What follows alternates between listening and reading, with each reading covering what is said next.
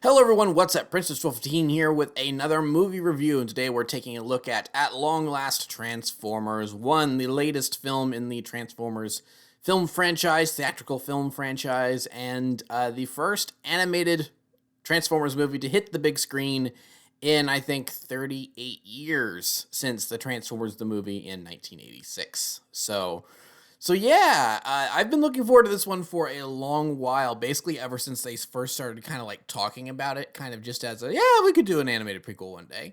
And that was like way back when it was going to be an animated prequel to the Bay films, and at least that's what they were talking about at that time, or at least that's what the speculation was, because the Bay films were still going on at that point. So a lot of things changed and shifted over that time, but this was one of those projects that was always just kind of on the back burner, kind of like quietly. I wouldn't say it was ever really an active development, but it was always kind of like in the back of their mind for the producers, clearly. So, and we finally have it. So it's finally out, and it's good. It's good. It's a very solid movie. I'm not like completely blown away by it like some people are. But I think maybe those people saw like that first trailer and checked out, and so they went in with like bottom of the barrel expectations, which fair. So if you went into this movie with like bottom of the barrel expectations and knew about nothing of the movie, and then you got what we got, yeah, I can understand being blown away. I paid a little closer to it. I paid a little closer attention to it. I was watching the trailers, I was reading interviews and stuff, and I got the idea pretty quickly based on things that I was reading and seeing. That's like, okay, the people working on this movie understand the franchise, um, so it should be at the very like least at least be good, as long as they don't make like any like major story O's, and they didn't. This was a solid movie. Just really good overall. My one complaint about the thing about it overall, because otherwise I'm just like, yeah, no, I'm satisfied with this. My one complaint really is just that it's too short, I think. It's just shy of 2 hours, and I would have really liked another 10 to 15 minutes to really kind of flesh things out. Because thinking about like where the third act begins and everything, it's like, oh, that's the beginning of okay. It's like I think the third act needed to be a little bit longer, because the ending, to me at least, was a little anticlimactic. It wasn't terribly anticlimactic. It was just a little bit. So I wonder if there was like a script revision at some point where maybe they cut something out. There's no evidence for that, because like sometimes I can watch a movie and go, oh, there's clearly something here that they cut out. So if they trimmed down the script at some point with this movie, then they cut around it very well, and they probably reanimated some scenes to make it fit better.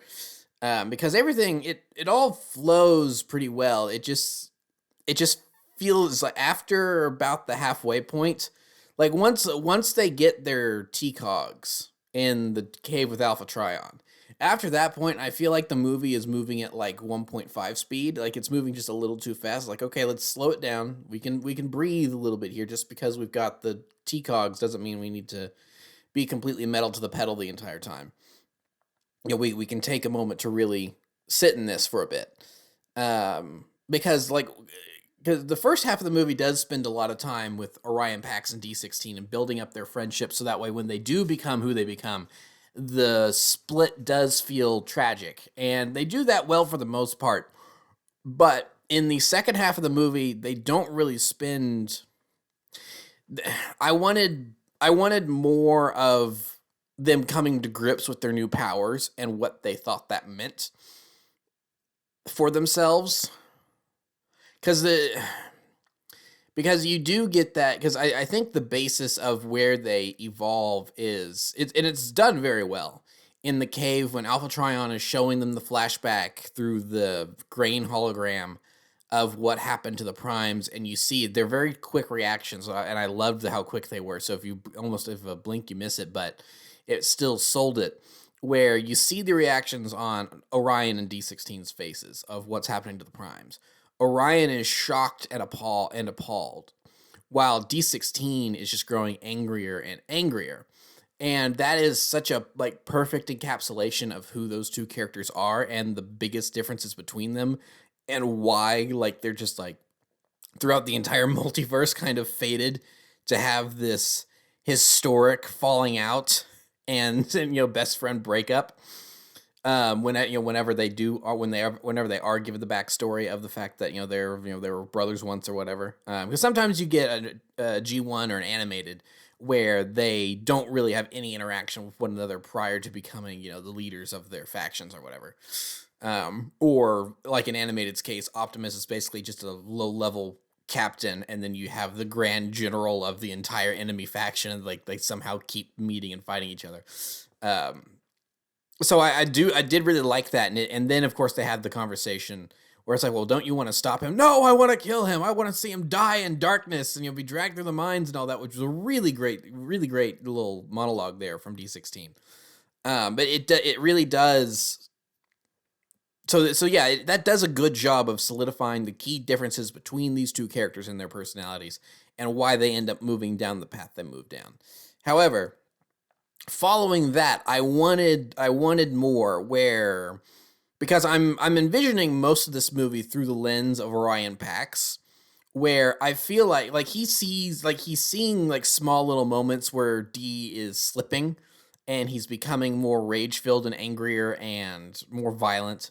Like when he presses his newfound fusion cannon power right into Starscream's face. And then all the Seekers are cheering him and everything, and you see the red glow in his eyes as he's surrounded by Decepticons. Of course, they're not Decepticons yet, but we as fans know it's like, oh yeah, it's a really cool image. I mean, that's like I imagine that someone's gonna make fan art of that, and like maybe even I could see someone making fan art of that.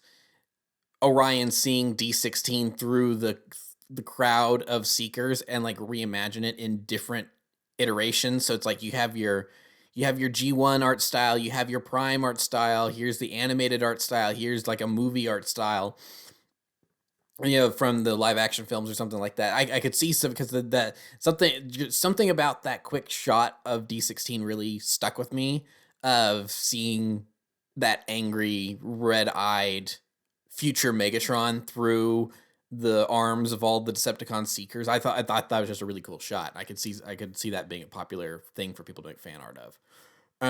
So you get little moments like that throughout. But I really did I wanted one more scene, one more conversation where they have, and there is kind of one, but it's very quick when D16 takes the map from Orion, and he's like, "Hey, I got this." With his newfound confidence, I wanted a scene immediately after that, where maybe they've been traveling a little while, kind of to mirror the scene earlier when, after the train crash, Bumblebee's annoying Alita as she's leading on, and Orion and D16 are at the back, and D16 finally admits, you know what, I'm glad we're doing this. I am happy to be out here with you. You're my friend. We are doing this thing that's going to help our planet. I'm happy to be doing this. I wanted a mirror of that, where they talk a little bit more about their newfound powers, and it's like what this means for them and how they're going to utilize that, and Orion kind of realizing that there is something deep within D16 that is not right, and he maybe needs a little bit of help sticking on the straight and narrow. And then after that, of course, events just get completely out of their control and out of their hands, and he's not there. They're separated, and he's not there to help keep him on that straight and narrow, and then we get the rise of Megatron from there. So I wanted one more scene, another 2-3 minute scene, just to add to that runtime a little bit, to really kind of help flesh that out just a little bit. Because like I said, viewing this movie through Orion's eyes, he sees a couple small moments where D16 starts to slip. But from his point of view, it's kind of like, hey, this guy's my friend. He's in pain. I'm trying to help him. Oh no, I've been shot. He shot me now. It's like suddenly, it's like this. It feels like a little bit of a turn, from Orion's point of view. But I don't know. Maybe that was intentional. Maybe they wanted to do that, to really have that. Wow, you had because maybe that would have been an issue, that if you're viewing the film through Orion's eyes, which most of the film already is, but it's a film, we jump around perspectives and stuff all the time. Maybe that was something they identified as potentially a problem if they had more in there, is that betrayal doesn't feel as shocking. Like the "you betrayed Cybertron and you betrayed me." Like, I can't believe that this has come out of nowhere for me. I haven't had time to process this, the lead up to this betrayal, and so I have no choice but to banish you because I don't know what to do with you. Which is clearly a mistake. It's like, why are you banishing him? It's like, you should lock him up. It's like, don't let him run free, because now this is how you have an army rise up against you. He has a ready-made army right now. I and so then and that's also part of my, like, kind of one critique and why I wanted a little bit more runtime, is that the final conflict in the movie before it ends, like I said kind of earlier, kind of feels a little anticlimactic, where I mean, I get it. Megatron's mad, so he is just kind of in this rage field. I'm just going to destroy everyone that's in my way mode. And so then they have the brief little fight, but like, Optimus disarms Megatron pretty quickly, pretty easily. And I'm not going to call him too overpowered. Or he's a prime at this point, even though he's not a natural born fighter. He's still got, the collective wisdom of the primes fueling him and everything. So, and he's got this new, energon axe. So him besting Megatron, I'm not complaining about. But the fight is kind of short. I wanted there to be like some slightly bigger stakes, because I don't know, something about Megatron yelling "burn it down," all of it, and then just shooting one statue. It's like, yeah, the Seekers are causing a little bit of a mess, or the High Guard, whatever they're called. Apologies, they're the Seekers. We know who they are. Um, tomato. They're causing a mess, but Bumblebee's like, it's like, they're gonna kill. He's gonna kill everyone. Leaders, well, we have to stop him. It's like, is he though? I mean, he was just blowing up some Sentinel statues. Like, I feel like there needed to be a more obvious, like, he is going to do something reckless and make a mistake that is actually going to actively harm Iacon and the people that live in it, more than just destroying some statues. Given the fact that they were standing on top of what I'm assuming to be, even though it's never mentioned this, but you look at the stuff that's on the wall and everything, I'm assuming that is the well of all sparks.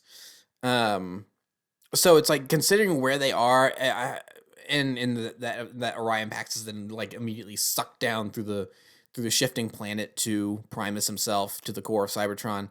I am safe in assuming that's the well of all sparks.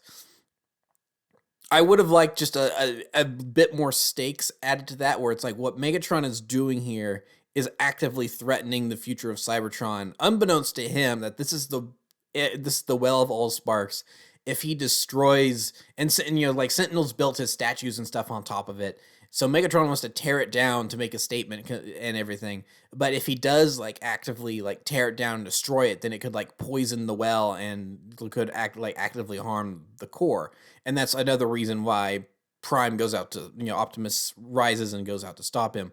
And it's like, I feel like that would have just added a little bit more larger stakes to it, which would have, I think, for me anyway, helped elevate the finale just a little bit. Again, I'm not saying it's bad. It still works very well. It's just, I was just a little surprised when it ended. I'm like, oh, that was it? Oh, okay.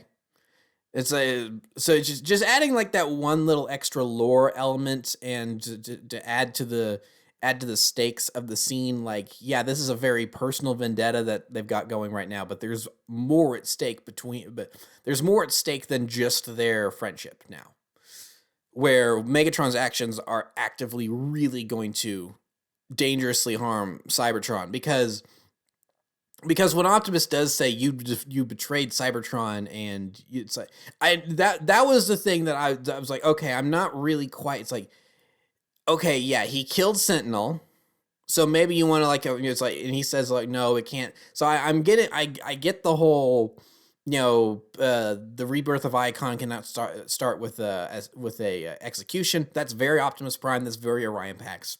Great. But then but he ignores him anyway, kills Sentinel. Then he does the whole blowing up the statues thing. I'm not quite on board with the "you betrayed Cybertron." I mean, I guess if we're looking at logic, technically Optimus Prime, you betrayed Cybertron too, because who was leading Cybertron? Sentinel Prime. So you've kind of betrayed Cybertron as well. Now, of course, you are now Primus's chosen herald. You are the new Prime.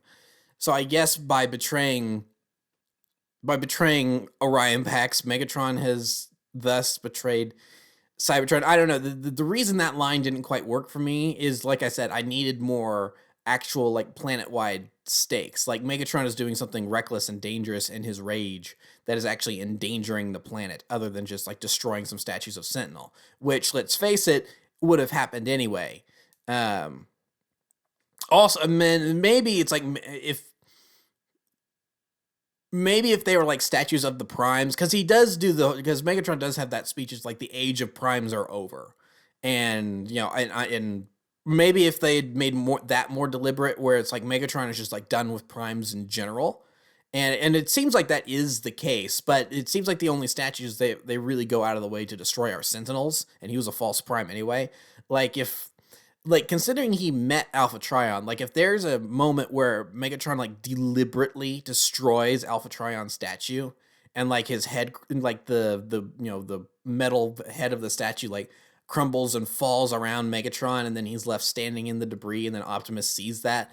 It's like that's a big statement. It's like, yes, I am actively trying to really cause upheaval and change things and shake the planet to its at literal core, and I want myself in charge. It's clear he wanted himself in charge. It's Megatron. But so I wanted something, I don't know, maybe that's too on the nose, but I just wanted something a little, like, it was almost there. For me, it was like almost there, and I wanted like one more like little step, and it would have been, for me, it would have been mwah, chef's kiss perfect. This is really, so I'm going to lodge that as a complaint. It's like, for me, it didn't go quite far enough, but that's not really a huge detractor of the film for me. I still massively enjoyed it overall.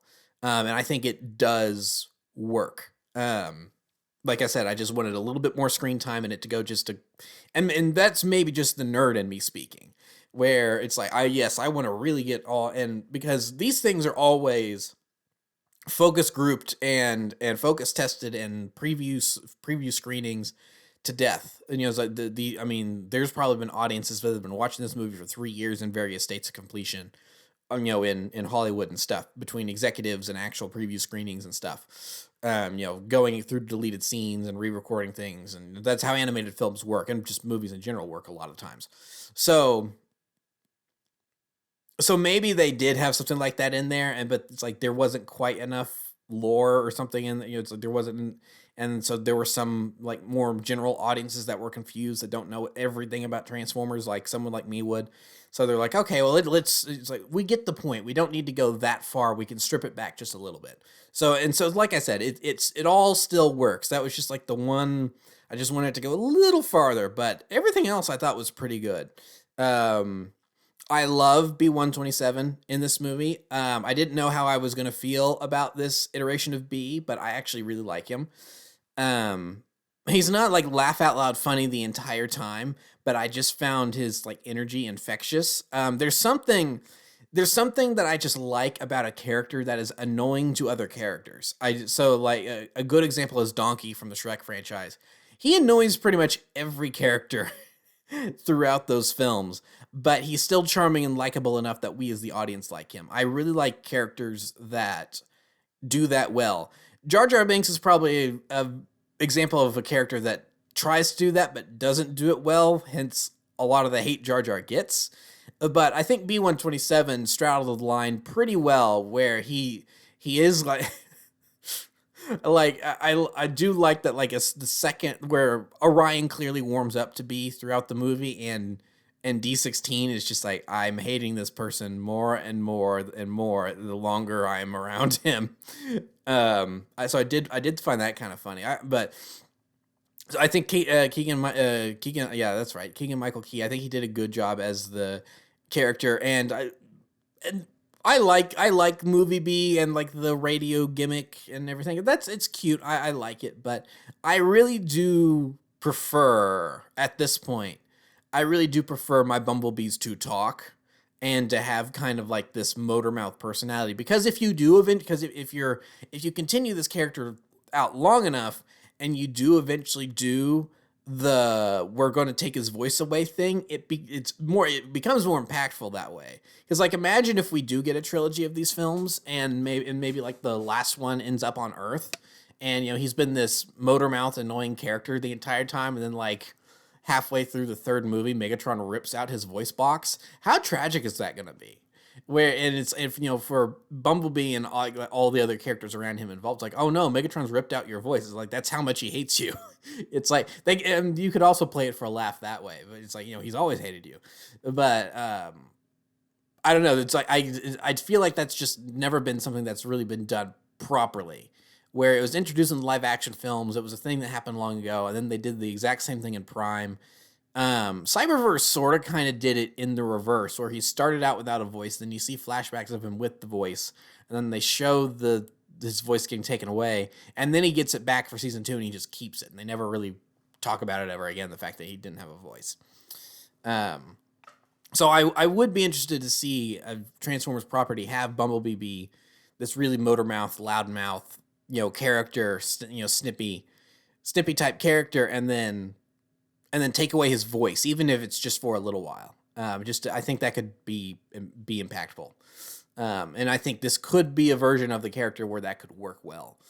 But he did have a lot of funny, like just the way he was animated a lot. Like I loved when D16 and Orion first showed up in Waste Management, and he has that smelting helmet on, and he's talking. And it's like, so what do you do here? It's like, oh, I wipe. So you watch trash burn, basically. He's like, yeah, but to demonstrate the very specific things that are his job, he takes the smelting helmet and puts it on the little conveyor belt, but he's so wrapped up in talking he doesn't catch it as it goes down the conveyor belt and then melts down with all the other trash. It's like I found that really funny, because I'm watching it and I'm thinking to myself, B, your helmet, B, your helmet, B, it's gone. Okay, you don't care. That's fine. But then, of course, when he gets the T-Cog, then he gets the battle mask, and so that's kind of the replacement for it. So you didn't really need the smelting helmet at all, because he's got the battle mask and the knife hands and everything. So yeah, I really liked this version of B. Probably the character I'm most impressed with in this movie is Alita 1, because I've never really cared about Alita 1 that much. She's not a character that, at least in a lot of the Transformers stuff I've ingested, she's not really a character that pops up a whole lot. She's in like 2 episodes of G1, and she's a pretty bare bones character. I mean, she's kind of a no-nonsense version of predecessor to RC, kind of. At least in G1. And then she hasn't really, other than like she's quote unquote in the movies, in the Bay films, the live action films. But it's like, but then there's still the debate of like, okay, are the RC sisters like separate? Are they all separate individuals, or are they the split consciousness of one individual, and they just give them different names to help differentiate? That's not really necessarily particularly clear in the Bay films, but there's not a whole lot that's particularly clear about the Bay films, to be fair. And then it's like she's and a lot of other times she just shows up as like a background character to like keep the trademark on the name warm. And then like she's in Earthspark a little bit, but not a whole lot. So this is like, so for me, this is kind of like, it's like me watching this, I'm like, okay, this is kind of a there's not really a definitive version of Alita 1. This is a very general character that, and now also I will say, haven't read the comics. I know she's a bigger deal in the comics. So for me and a lot of other people, I know that this is kind of maybe this could be the definitive Alita 1. And I really liked, because I remember when the cast was announced, I wasn't too impressed by the cast at first, even though I was like, it's an animated Transformers film. I think there's a lot of potential here. But it's like, okay, Chris Hemsworth as Orion Pax. He does the American accent. I can see that. Yeah, I can see that working. And then Brian Tyree Henry I'm like, who is this guy? I've never heard of this guy. Then I looked him up. I'm like, oh no, wait, I know this guy. He's the dad from Spider-Verse. All right, no, he's great. So I'm like, okay, I guess he could be a young Megatron. Yeah, okay, maybe that could work. It's like, okay, you've got a comedian as Bumblebee. That, yeah, I see that works. And then they cast Scarlett Johansson as Alita 1. I'm like, I don't know about this. I feel like because the reason I wasn't so sure about it is that, okay, so you've got Thor and Black Widow in a movie again. It's like, did you do it part of that as part of the Marvel? It's like, look, we got Marvel stars. Hey, like, did you do it because of that?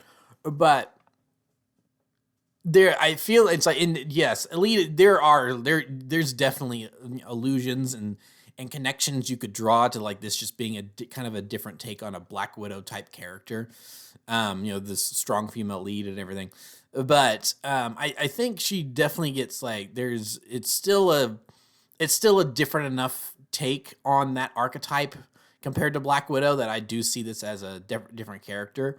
And I do really like Scarlett Johansson's delivery, because it is very different than Black Widow. Because Black Widow was like, when she's on the job, she was mainly no nonsense, but she did still have her quippy moments because it is, it's Marvel. Marvel's very quippy.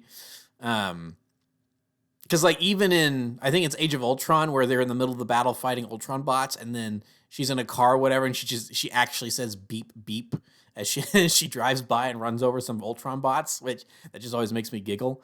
But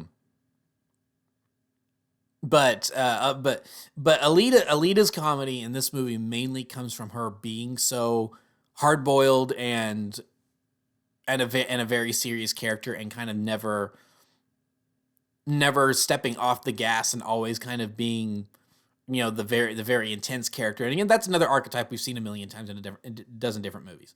But I think it worked here, and Scarlett Johansson's delivery really worked, and she knew, probably because of a lot of her experience with Black Widow, knew how to play that to where she never broke character, but was still delivering lines to be funny.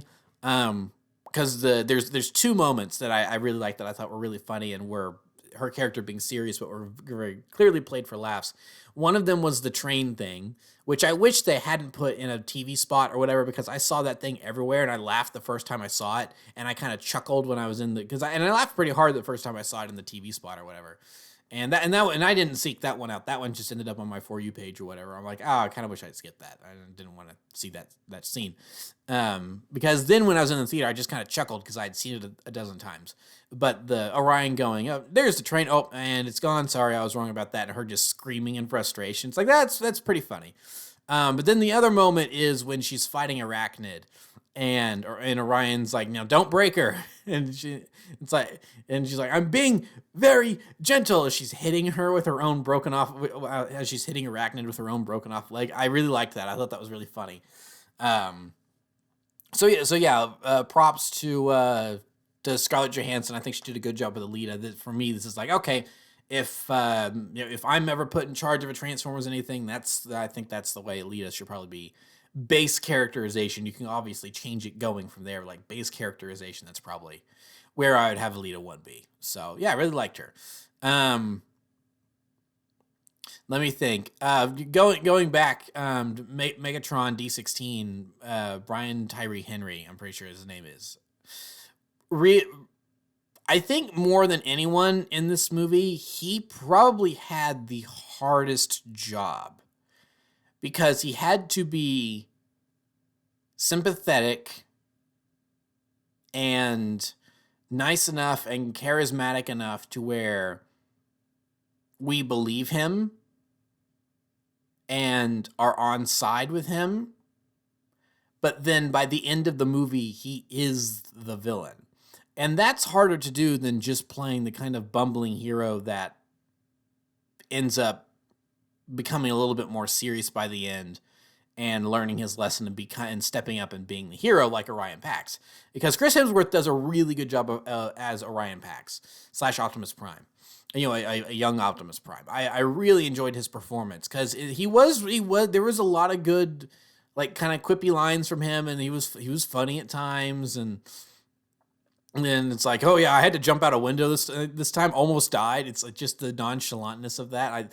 It's like he's got he had a very good energy to him, and Chris Hemsworth did a really good job with that. But then when it came to like actually stepping more into the Optimus Prime role, it was something that I sort of kind of wished that they did, but it's like no, it's good that they didn't. It would have probably been too distracting because in the back of my mind, someone would probably do a voice impression. But in the back of my mind, I was like, okay, so when Optimus arrives, is it Peter Cullen? Like they haven't said he's as far as I'm aware, Peter Cullen is not in this movie. But I was kind of halfway expecting him to get like a little cameo somewhere, just because it's Peter Cullen. But I guess not. But I was kind of curious. Like, okay, so Orion Pax becomes Optimus Prime. Do they switch out Hemsworth for Cullen? And they didn't do that, and I'm glad they didn't do that. But it's something I'm sure the temptation was probably there because it would have made sense. Like, okay, he's Optimus Prime now, but he's not the Optimus Prime yet. He's brand new. He's brand spanking new Optimus Prime. So it made sense to keep the Orion Pax voice and just like alter it slightly. But I think probably my favorite scene of the movie really is Orion rallying the other miners and showing up in the mines and rallying them. And it's, I think, and part of the reason why I think he did such a good job as the character is I don't know how much research he did. He seemed to know Peter Cullen's name like pretty intimately. He never called him just like, oh yeah, the other guy, or the classic original voice of Optimus Prime. No, it's like in interviews he was calling him Peter Cullen. Now that could have just been media training from Paramount and Hasbro. It's like you can't just call this guy the voice of the original voice or whatever. You need to call him by his name, memorize it.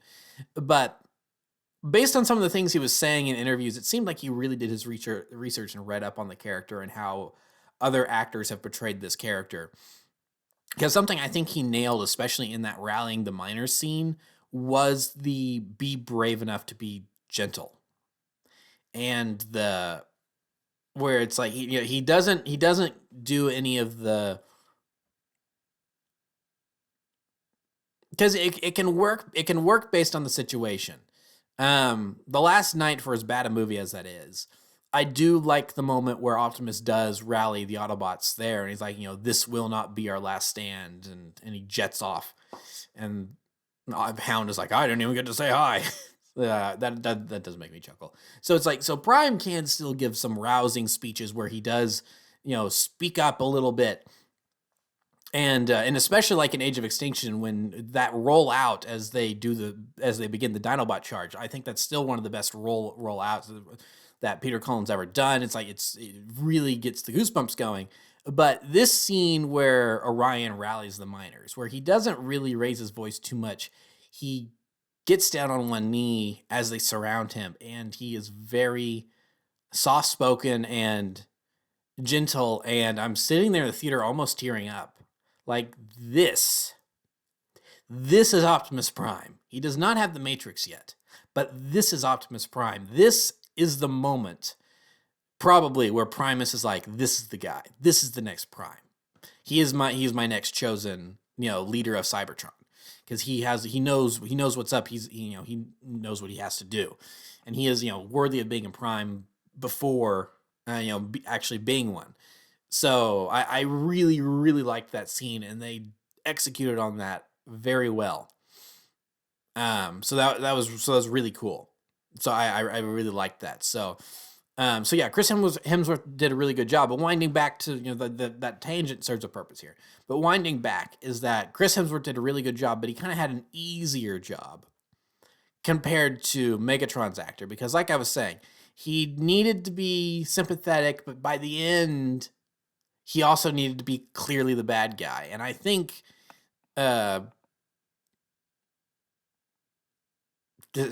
he's one of those actors with three names, and now I've forgotten what the order is. Brian Tyree Henry. There we go. Where he it almost seems like they got two different voice actors. So really, hats off to him for doing a fantastic job as the character, because I really appreciated they threw in that flashback of presumably the first meeting between D16 and Orion. So, oh yeah, it is, because they say it's like, I'm so and so. I guess when they start mining, So it's like, and you get to hear that younger, more naive, softer spoken D16. There's a little bit of hope and optimism still in his voice. It's like, oh yeah, man, Megatron is prime, strongest one there is. Really, just really big fan of that guy. And but then just moments earlier, you heard this isn't over, prime, and I just love the way he spat that prime out. Like, he's not, it's like, because usually when you call someone a prime in that society, it would be a sign of respect. Like, you are a prime, you're this, great figure, you're the bearer of the Matrix and everything. But at this point, Megatron is so done with the whole lineage of primes that addressing he probably doesn't even know that his name is Orion, or his name is Optimus Prime at this point. He just knows him still as Orion Pax, and now Orion Pax is a prime, so he doesn't even know that his name is Optimus yet. So spitting out that prime title at him was delivered very well, written very well, and it's almost a completely different performance than what he was giving the whole rest of the movie as just minor D16. So really like that, because his whole like little speech of the age of primes are over. It's like no more false prophets. That and just yelling, just the using Sentinel's mocking words against him as a battle cry to rise up. And another, it's like they clearly did, the writers, and Josh Cooley directed this, clearly did their research, because Transform and Rise Up is not the most well-known thing. As far as I'm aware, it's really only been used in like animated and Prime, and as far as I'm aware, nowhere else. Now it could be something that's used in like the IDW comics or something after that was introduced, and I'm assuming animated. But it's not. Maybe it was used in Cyberverse here or there. But I honestly, Cyberverse was just not really too memorable to me, so I don't remember a whole lot of it. And I have not seen all of Earthspark, but from what I have seen, it's not been an Earthspark. So yeah, it's not. It's one of those things that is like, it's technically like, it's there, it's established as this is the Decepticon version of Transform and Roll Out. This very famous catchphrase for the Autobots. But it's not. It hasn't been used all that widely in the 15 years or whatever since it was first uttered in. Again, I'm assuming animated was the first place to use it. So even using Rise Up as and including that in here, shows that they did their research. Really, really happy with that. And then of course that last scene with christening the High Guard as the Decepticons, because they are not blinded by Orion's deception and the deception of the primes and stuff like that. Really good. Really sets the stage for what they could do in the future. So yeah, overall, just really liked this movie.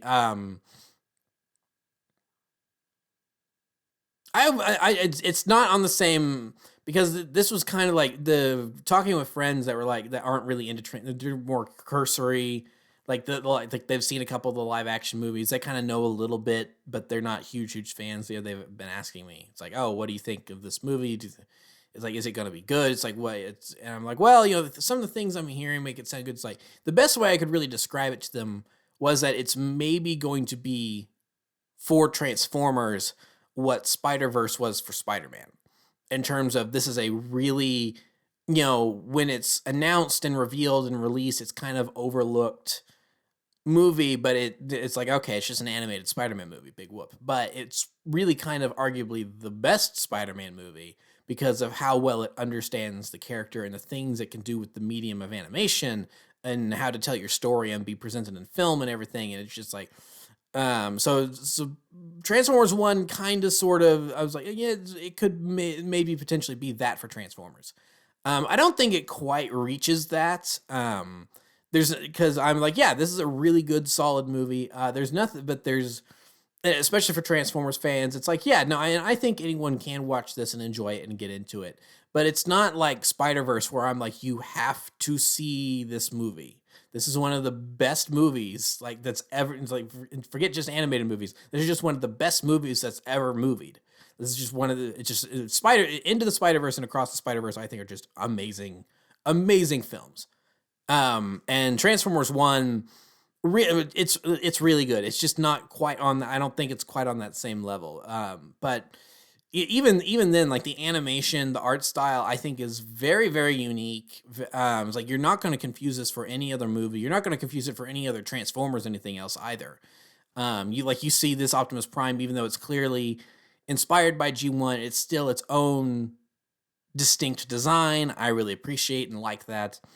I really like a lot of the things they did with Cybertron, where it's like where there is nature, there is organic stuff, there is mountains and rocks and all that stuff, and it's not just this giant metal planet. Like there is a lot of that, but there's also minerals and all these other like normal elements you would see on an organic planet, but it's constantly shifting and changing, and it's not remaining the same for any moment. And so it's like, and so they're on the train, and then there's this giant tidal wave of rock coming at them because it's the planet transforming. So I think that's a really, I thought that was a really cool concept and a really cool idea.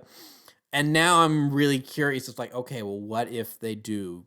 What if, a couple movies down the line, if they get more of these, what if they get to Unicron? How visually could they reinterpret Unicron in this same style of because Unicron and Primus are brothers. So it's like how could they do Unicron doing this, where but the nice thing about Cybertron is that there is a lot of that like natural, it almost looks like waves, where it's like, yeah, they get caught in a giant tidal wave of rock, and they're so small compared to it that it does look very violent. But if you just watch it from a distance, it would almost look like this kind of peaceful, like kind of whoosh, just a gentle wave. Where Unicron, being like the god of chaos and destruction and all that, it's like just think of all like the jagged movements and stuff as he unfurls himself from his planet form, and you see the talons on his back and the wings form, and his dagger like fingers that are mountains of rock and everything as he devours planets whole. For it's that potential that I still see in this, and this was a very, very solid first entry that I really hope they continue with these. And if they do, and they kind of do start branching out and exploring some of those other ways to animate these movies, and stuff like that, where I think this one, like I said, this one not quite to the caliber of Spider-Verse, but I think they could get there. I think they could easily, definitely get there if you keep this same creative team and you give them, because that's another thing with the movie kind of being like just under 2 hours. I kind of wonder if it was also maybe because it was a pretty cheap budget. It was only like $70 million or something like that. That's cheap. So I do also kind of wonder if like maybe the movie being as long as it was a budget thing, where it's like, well, we don't have any budget to make it any longer, so this needs to be nice and tidy. It needs to be a nice tidy movie here. We can't like really linger too long on anything. So maybe if this does well, then and it like gets good word of mouth and does well on like instant video and stuff, then the next movie could be a little longer and really delve into more of those themes and ideas, and the animation can really shine even more, because I thought the animation in this movie is gorgeous. And they did try a lot of different things that we've never seen in A, Transformers, and B, just kind of a lot of animated stuff in general, like because Alpha Trion using their holograms, kind of like, because there are some like traditional holographic projections like you'd see in Star Wars and stuff, where they are these beams of light. But then like with Alpha Trion's stuff being like made out of the dirt or whatever, and that was very unique. Haven't really seen anything like that before. The only thing that really kind of comes close for me anyway is season 4 of Clone Wars, where it's the Umbara arc, and the Umbarans kind of have that blocky hologram technology. That's really kind of but it's like but I mean, that's more like 8-bit holograms or whatever. It's still very different, but that's like the closest thing I can think of that's really that close. So kudos to ILM. This is only like their second or third animated movie ever, because I think I saw that earlier this year they did an Ultraman movie, which I wasn't aware they did. But then the only other movie they've actually animated like this was Rango. which is another movie I adore just for how different and kind of out there it is, in terms of its animation and humor and stuff. So yeah, kudos to ILM and Josh Cooley. Now, I will say, it's funny that they did have the director of Toy Story 4 direct this film, and then at the end of the movie, Megatron gets a triple-barreled blaster. Was that an Evil Emperor Zurg reference? Maybe, maybe not. Who knows? Maybe that's just a coincidence. But the connection, but the whole reason I thought of it is like, it's the director of Toy Story 4, and your villain has a triple barrel blaster, so it's just like Zurg. So that's kind of interesting. So yeah, that's why I made the connection in the first place anyway. So yeah. Yeah, I think those are pretty much my overall thoughts on Transformers 1. I really enjoyed it. I liked it. I'm probably going to go see it again because another reason I want to go see it again is that I didn't necessarily have the best theater experience. So maybe this movie is actually better than I'm giving it credit for, but there was a lot of kids in my showing, and usually that doesn't bother me, but the kids that were around me when I saw it the other day were just a little bit distracting more than usual. So maybe if I get a showing where there aren't as many kids and I can really focus on the movie more and don't get distracted, maybe I'll even appreciate it even more than I do. And even then, I'm still really high on it. So I guess that does tell you how good the movie is just in general. Because like this one kid next to me, he must have been like 9 or 10 years old.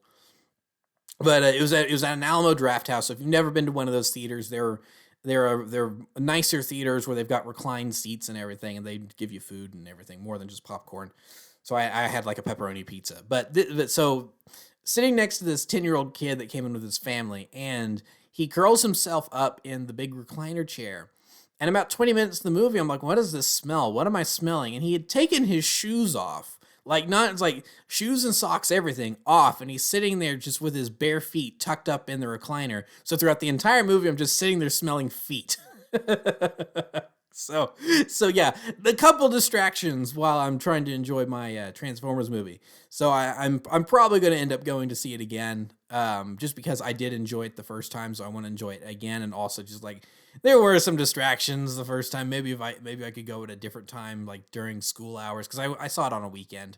So of course there was going to be a bunch of kids there. So if I like managed to find a time to see it on a weekday or something, like there's probably not going to be as many kids to bother me. But yeah, no, I really liked it. I would totally recommend this movie. Go see it in the theater, because even with distractions like kids taking off their shoes and feet smell being in the theater, it's still a really good experience. It's still a really good movie, and yeah. So, really, really, really quick.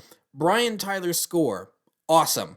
I really loved it. It's like a mix of his Transformers Prime stuff, which is this really awesome, epic orchestral stuff, like mixed with like 80s synth and Tron and everything. It's like, I love it, adore it. Really, really great score. I'm very happy with it. And hearing the Transformers Prime theme used as like the motif for the Primes in this movie, really great choice. I was really curious when I heard that they were getting Brian Tyler back. I'm like, oh, is he going to use his Prime theme? That's kind of surprising. And it's like, okay, well, I'm eager to hear this. And the score from me anyway did not disappoint. Very, very happy with the music in this movie. And even just like working in like what sounds like they use some of the transformation noises in the music, it's like really, really cool. So yeah, no, Transformers 1, very happy with it. Eagerly awaiting a sequel at this point. I want more. I want more like right now. It's like I want to go to be able to, if this is like a pilot, it's like this could have been like a really solid like 3-episode pilot to a new Transformers series, and I want to go binge the whole season right now. So yeah, I'm happy with it. Go see it while it's in theaters. So yeah, that will be it for this review of Transformers 1. So if you sat through the whole thing, thank you so much for watching. Remember to like, comment, subscribe, all that great stuff. Remember to follow me on Twitter and Instagram. Those links will be in the description below, and I'll see you guys next time for whatever movie I decide to review next. So thank you for watching, and goodbye.